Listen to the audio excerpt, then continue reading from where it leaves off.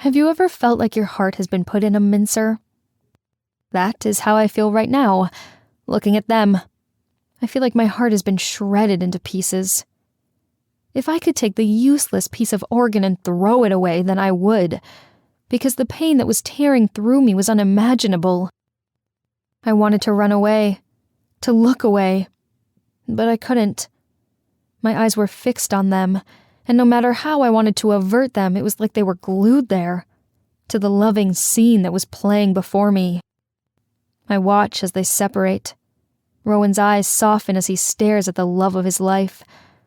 I continue to watch as he cups her face in his hands. He brings her closer to him. He doesn't kiss her, just lays his forehead against hers. He looks peaceful, like he's finally home after a long time, like he was finally whole. I've missed you. I read the words forming on his lips. I don't want to imagine what would be happening between them right now if they had met under a different circumstance, if they had met when we were still married. Would he have cheated on me? Part of me wants to deny that thought, but I can't be sure. After all, this was Emma we were talking about. Rowan would go to hell and back for her sake. Unable to take it anymore, I stand up and rush outside. The moment I get outside, the tears begin to fall. It fucking hurt, and I didn't know how to numb or stop the pain. But who could I blame? I was the one at fault for falling in love with a man that didn't belong to me. Please make it stop. Make the pain stop. I beg whichever higher power is there to listen to me. There is no answer. No reprieve. My hands shoot to my chest. I feel my chest constricting. I couldn't get enough air into my lungs no matter what I tried. I felt like I was slowly dying, slowly fading. This is what happens when you want a man that doesn't belong to you. His mocking voice penetrates the fog. What do you want, Travis?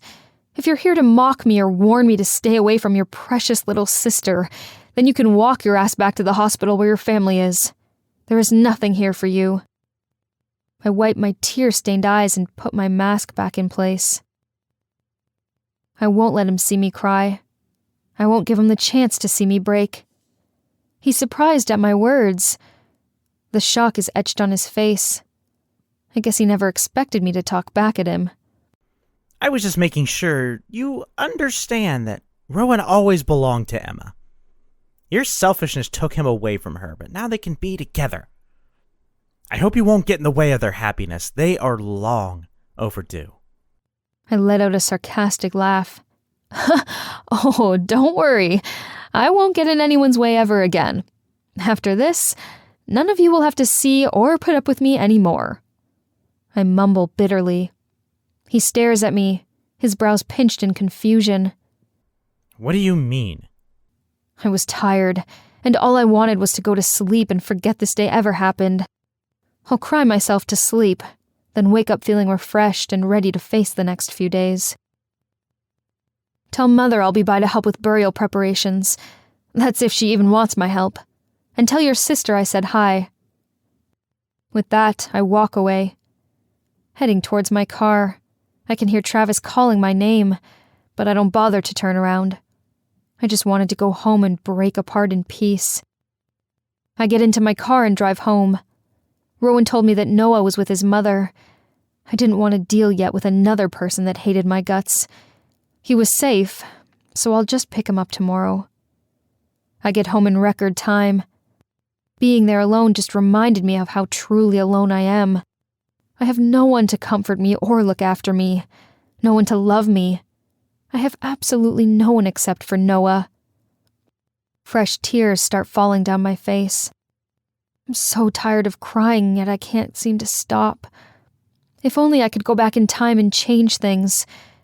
Maybe right now I would be married to a man that actually loves me. But that's the thing about the past. Once it's happened, you can never change it. It's 3 days since my father died, and everyone is in turmoil. It came as shock to everyone. He was a well-known and loved man, so everyone was feeling his loss. I haven't seen Rowan since that day. He's called multiple times, but I ignored his calls. He was probably all loved up and in Emma's arms right now. She has probably even moved in with him already. I didn't need him rubbing that in my face. Shaking those bitter thoughts, I focus on zipping my black dress. Mommy? Noah's voice comes from behind me. I turn to find him with tears in his eyes. I kneel down so that I'm on eye level with him. "What is it, my love?" I ask him. I miss him so much. We were supposed to go fishing with this Saturday.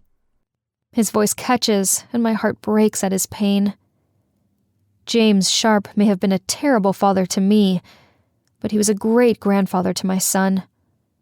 I hug Noah to my chest and whisper comforting words as his tears soaked my dress. "I know that you miss him, but he's with angels now, and he will always look after you from above. Remember, he can never be truly gone because he lives in here." I touch his chest. "And here." I touch his head. "Besides, he wouldn't want you crying. Do you want to make him sad?" I gently ask, and he shakes his head. "Good. Here's what we're going to do. Instead of being sad, we're going to remember all the wonderful memories we had with him. Okay?" I had very few good memories with him, but Noah had a lot.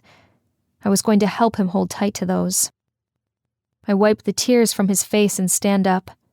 Picking my purse, I hold up my hand out for him. He takes it and looks up at me. "Now, let's go give your grandpa a proper send-off." He gives me a small smile, and with that we leave. It was time to say goodbye.